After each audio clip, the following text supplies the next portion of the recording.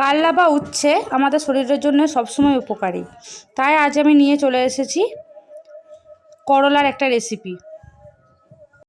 ভালো লাগলে বাড়িতে অবশ্যই একবার ট্রাই করে দেখুন, ভালো লাগবে। দেখুন এই উচ্ছেগুলো কিন্তু আমার গাছে মাছের পেটিতে গাছ লাগিয়েছিলাম, সেখানে খুব সুন্দর অনেক উচ্ছে ধরেছে। সেইগুলোই আজকে তুলছিলাম, ভাবলাম আপনাদের সাথেও এই রেসিপিটা শেয়ার করা যাক। যদি আপনাদের ভালো লেগে থাকে তাহলে একটু লাইক করে দেবেন। এখানে আমি ছোটো বাটির 1 বাটি সয়াবিন নিয়েছি আর সয়াবিনটা সেদ্ধ করে নিয়েছি। তারপর জল ঝরতে দিয়ে দিয়েছি। ঠান্ডা হয়ে গেলে এটা আমি বেটে নেব।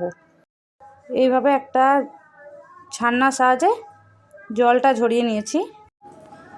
এদিকে আমার করলাগুলো সেদ্ধ হয়ে গেছে। করলাগুলো একইভাবে জল ঝরতে দেবো।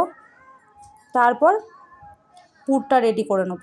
এর জন্য পুরের জন্য সয়াবিনগুলো একটা মিক্সির বাটির মধ্যে নিয়েছি, 4টা কাঁচা লঙ্কা, একটু টমেটো কুচি,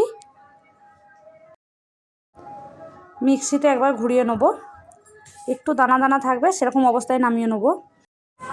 এরপর কড়াইয়ের মধ্যে তেল দিয়ে সামান্য একটু জিরে ফোড়ন দিচ্ছি আর তারপরে দিয়ে দিচ্ছি সয়াবিনের যে কিমা করে রেখেছিলাম সেটা দিয়ে দিলাম, আর একটা আলু গ্রেটারে গ্রেট করে দিয়ে দিচ্ছি।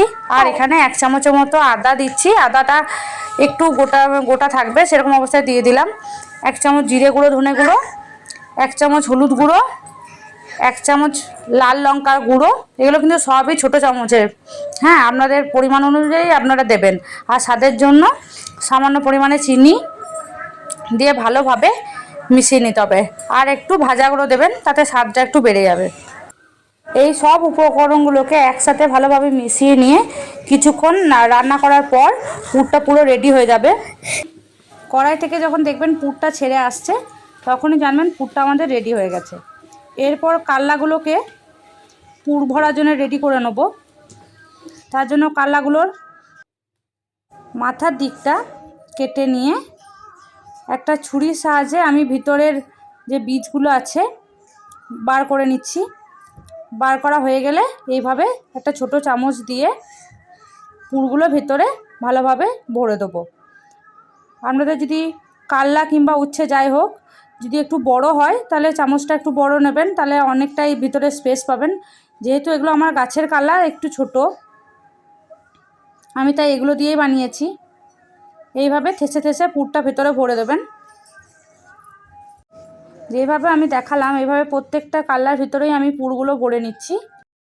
পুরটা কিন্তু এখানে আমার সবটা ইউজ হয়নি, অনেকটা পুরই আমার রয়ে গেছিলো। ওইটা দিয়ে অন্য একটা রেসিপি আমি বানিয়েছি, আমি অন্যদিন ওটা শেয়ার করে দেখাবো আপনাদেরকে। আমি এই রেসিপিটা সম্পূর্ণ নিরামিষভাবে আপনাদেরকে দেখিয়েছি। আপনারা যদি চান এর মধ্যে পেঁয়াজ রসুন বাটা কুচো করা ইউজ করতে পারেন। এরপর কাল্লাগুলোর ওপরে একটু নুন ছিটিয়ে দিয়ে গরম তেলের মধ্যে ভেজে নেব। একটু কম আঁচে ভাজবেন, লো টু মিডিয়াম ফ্লেমে ভাজবেন, যেন কাল্লাগুলো কিছুটা সেদ্ধ হয়েই আছে যেন পুরোপুরি ভাজা হয়ে যায়। আপনারা যদি চান একটু ঢাকাও দিয়ে রাখতে পারেন। এরপর 2 পিঠ ভালোভাবে ভেজে নিয়ে গরম গরম ভাতের সাথে পরিবেশন করুন। আশা করছি সবারই খুব ভালো লাগবে। এই রান্নাটা খেতে যতটা সুস্বাদু, স্বাস্থ্যের জন্যও কিন্তু ভীষণ উপকারী। বাড়িতে বানিয়ে খান, আশা করছি সকলেরই খুব পছন্দ হবে। আপনাদের যদি ভিডিওটি পছন্দ হয়ে থাকে তো লাইক করে দেবেন, শেয়ার করে দেবেন। আর যদি কেউ নতুন হয়ে থাকেন তো চ্যানেলটিকে সাবস্ক্রাইব করে রাখবেন। এতক্ষণ ধরে আমার ভিডিওটি দেখার জন্য সকলকে অসংখ্য ধন্যবাদ। দেখা হচ্ছে পরবর্তী ভিডিওতে।